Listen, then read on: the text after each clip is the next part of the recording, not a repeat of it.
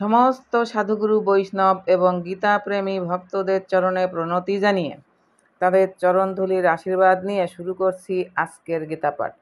ওম অশ্ব শ্রীমদ্ভগবদ্গীতা মালা মন্ত্রস্য শ্রী ভগবান বেদব্যাস ঋষির নুষ্টুপ ছন্দ শ্রীকৃষ্ণ পরমাত্মা দেবতা অসচ্চানম্বশতম প্রজ্ঞাবাদাঞ্চ ভাষাসে সর্বধর্মান পরিত্যাজ্য মামেকম শরণং ব্রজ অহং তাং সর্বপাপেভ্য মোক্ষয়িষ্যামি মা শুচ। ওম তৎসৎ ওম তৎসৎ ওম তৎসৎ। ওম নমো ভগবতে বাসুদেবায়। হরে কৃষ্ণ। নবম অধ্যায় রাজগুহ্যযোগ। শ্লোক 11। অবদানন্তি মামুরা মানুষীম তনুমাশ্রিতম পরম ভাবম অজানন্ত মমভূত মহেশ্বরম। গীতার গান। আমার মনুষ্যাকার বিগ্রহ দেখিয়া মূঢ়লোক নাহি বুঝে অবজ্ঞা করিয়া আমি মহেশ্বর এই জগৎ সংসারে আমার পরম ভাব কে বুঝিতে পারে। অনুবাদ। আমি যখন মনুষ্যরূপে অবতীর্ণ হই তখন মূর্খেরা আমাকে অবজ্ঞা করে। তারা আমার পরম ভাব সম্বন্ধে অবগত নয় এবং তারা আমাকে সর্বভূতের মহেশ্বর বলে জানে না। তাৎপর্য। এই অধ্যায়ের পূর্ববর্তী শ্লোকগুলির ব্যাখ্যা থেকে স্পষ্টভাবে উপলব্ধি করা যায় যে নবরূপে অবতরণ করলে পরম পুরুষোত্তম ভগবান সাধারণ মানুষ নন। সমস্ত সৃষ্টির সৃজন পালন ও সংহারকর্তা পরমেশ্বর ভগবান কখনোই একজন মানুষ হতে পারেন না। কিন্তু তবুও অনেক মূঢ় লোক মনে করে যে শ্রীকৃষ্ণ একজন শক্তিশালী মানুষ মাত্র এবং তার চেয়ে বেশি কিছু নয়। প্রকৃতপক্ষে শ্রীকৃষ্ণ হচ্ছেন আদি পুরুষ পরমেশ্বর ভগবান। ব্রহ্ম সংহিতাতে তার বর্ণনা করে বলা হয়েছে ঈশ্বর ও পরম কৃষ্ণ, তিনি হচ্ছেন পরমেশ্বর। সৃষ্টিতে একাধিক ঈশ্বর বা নিয়ন্তা রয়েছেন এবং তাদের একজনের থেকে আরেকজনকে শ্রেয় বলে মনে হয়। জড় জগতেও সাধারণত প্রতিটি প্রশাসনে কোনো সচিব, সচিবের উপরে মন্ত্রী এবং সেই মন্ত্রীর উপরে রাষ্ট্রপতি শাসন করেন। এরা সকলেই নিয়ন্তা, কিন্তু তারা প্রত্যেকেই আবার কারো না কারো দ্বারা নিয়ন্ত্রিত হন। ব্রহ্ম সংহিতাতে বলা হয়েছে যে শ্রীকৃষ্ণ হচ্ছেন পরম নিয়ন্তা। জড় ও চিন্ময় এই উভয় জগতে নিঃসন্দেহে অনেক নিয়ন্তা আছেন, কিন্তু শ্রীকৃষ্ণ হচ্ছেন পরম নিয়ন্তা।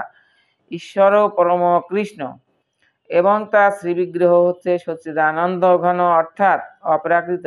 পূর্ব শ্লোকগুলিতে বর্ণিত সমস্ত অদ্ভুত কার্যকলাপ সম্পাদন করা জড়জাগতিক কলেবর বিশিষ্ট মানুষের পক্ষে সম্ভব নয়। ভগবানের শ্রীবিগ্রহ সচ্চিদানন্দময়, যদিও তিনি একজন সাধারণ মানুষ নন, কিন্তু তবুও মূঢ় লোকেরা তাকে একজন সাধারণ মানুষ বলে মনে করে তাকে অবজ্ঞা করে। তার শ্রীবিগ্রহকে এখানে মানুষীম বলা হয়েছে কারণ কুরুক্ষেত্রের যুদ্ধে তিনি একজন রাজনীতিজ্ঞ ও অর্জুনের সখারূপে মানুষের মতো লীলা করেছিলেন। বিভিন্নভাবে তিনি একজন সাধারণ মানুষের মতো লীলা করলেও তার রূপ হচ্ছে সচ্চিদানন্দ বিগ্রহ, শাশ্বত আনন্দ এবং জ্ঞানে পরিপূর্ণ।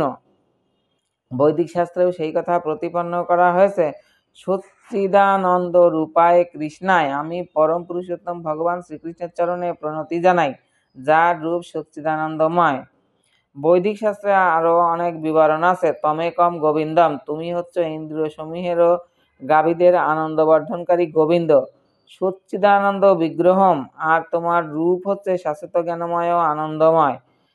শ্রীকৃষ্ণের বিগ্রহ জ্ঞানময়, আনন্দময় এই সমস্ত অপ্রাকৃত গুণাবলী সমন্বিত হওয়া সত্ত্বেও ভগবদ গীতার অনেক তথাকথিত পণ্ডিত ব্যক্তিরা ও ব্যাখ্যাকারেরা শ্রীকৃষ্ণকে সাধারণ মানুষ বলে অবজ্ঞা করেন। পূর্ব জন্মের পুণ্য কর্মের ফলে এই ধরনের পণ্ডিত ব্যক্তি অসাধারণ প্রতিভাবান হতে পারে, কিন্তু শ্রীকৃষ্ণের সম্বন্ধে এই ধরনের ভ্রান্ত ধারণা তার জ্ঞানের স্বল্পতারই পরিচায়ক।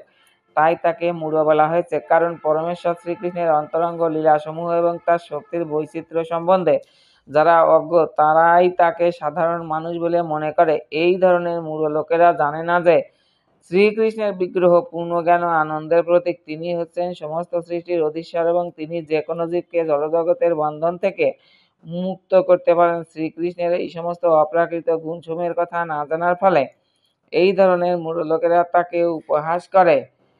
এই সমস্ত মূঢ় লোকেরা এটিও জানে না যে এই জড়জগতে পরম পুরুষোত্তম ভগবানের অবতরণ হচ্ছে তার অন্তরঙ্গা শক্তির একটি প্রকাশ। তিনি হচ্ছেন মায়া শক্তির অধীশ্বর, যে কথা পূর্বে কয়েকবার উল্লেখ করা হয়েছে।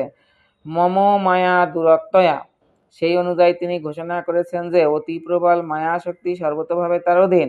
তাই তার চরণারবিন্দে শরণাগত হওয়ার ফলে যে কোনো জীব এই মায়ার নিয়ন্ত্রণ থেকে সম্পূর্ণভাবে মুক্ত হতে পারে। শ্রীকৃষ্ণের শরণাগত হওয়ার ফলে যদি বদ্ধজীব মায়াশক্তির প্রভাব থেকে মুক্ত হতে পারে, তাহলে সমগ্র বিশ্ব ব্রহ্মাণ্ডের সৃজন, পালন ও সংসারের পরিচালক স্বয়ং সেই পরমেশ্বর ভগবান কি করে আমাদের মতো জড়দেহধারী হতে পারেন? অতএব শ্রীকৃষ্ণ সম্বন্ধে এই প্রকার ধারণা সম্পূর্ণ মূঢ়তাপূর্ণ। মূর্খেরা এটি হৃদয়ঙ্গম করতে পারে না যে সাধারণ মানুষের রূপ বিশিষ্ট পরমেশ্বর ভগবান শ্রীকৃষ্ণ ক্ষুদ্রাতি ক্ষুদ্র অণু থেকে শুরু করে বিরাট বিশ্বরূপ পর্যন্ত সবকিছুরই নিয়ন্তা হতে পারেন। বৃহত্তম ক্ষুদ্রতম তাদের ধারণার অতীত, তাই তারা কল্পনা করতে পারে না যে তার নরাকার শ্রীবিগ্রহ কিভাবে একসঙ্গে অসীম অতি ক্ষুদ্রকে নিয়ন্ত্রণ করতে পারেন। বস্তুতপক্ষে ভগবান এই অসীম ও সসীমকে নিয়ন্ত্রণ করা সত্ত্বেও তিনি এই সৃষ্টির অভিপ্রকাশ থেকে সম্পূর্ণ স্বতন্ত্র হয়ে থাকেন। এটি তার যোগম ঐশ্বরম অর্থাৎ অচিন্ত দিব্য শক্তি। যদিও মূঢ় লোকেরা কল্পনা করতে পারে না কিভাবে নবরূপেই শ্রীকৃষ্ণ অসীম ও সসীমকে নিয়ন্ত্রণ করতে পারেন, কিন্তু শুদ্ধ ভক্তের সেই সম্বন্ধে কোনো সন্দেহ থাকে না, কারণ তিনি জানেন যে শ্রীকৃষ্ণ হচ্ছেন স্বয়ং পরম পুরুষোত্তম ভগবান। তাই তিনি তার শ্রীচরণারবিন্দে সর্বতোভাবে আত্মসমর্পণ করে কৃষ্ণ ভাবনাময় ভগবত ভক্তি পরায়ণ হন। শ্রীকৃষ্ণের নবরূপে অবতার সম্বন্ধে সবিশেষবাদী ও নির্বিশেষবাদীদের মধ্যে অনেক মতভেদ আছে, কিন্তু আমরা যদি শ্রীকৃষ্ণ তত্ত্ব সম্বন্ধীয় প্রামাণ্য শাস্ত্র ভগবদ গীতা ও শ্রীমদ্ ভাগবতে শরণাপন্ন হই, তাহলে আমরা অনায়াসে বুঝতে পারি যে শ্রীকৃষ্ণ হচ্ছেন স্বয়ং পরম পুরুষোত্তম ভগবান। এই ধরাধামে নবরূপে অবতরণ করলেও তিনি সামান্য মানুষ নন। শ্রীমদ্ ভাগবতের প্রথম স্কন্ধের প্রথম অধ্যায়ে যখন শৌনক মুনির নেতৃত্বে ঋষিরা শ্রীকৃষ্ণের লীলা সম্বন্ধে প্রশ্নাদি করেছিলেন, তখন তারা বলেছিলেন,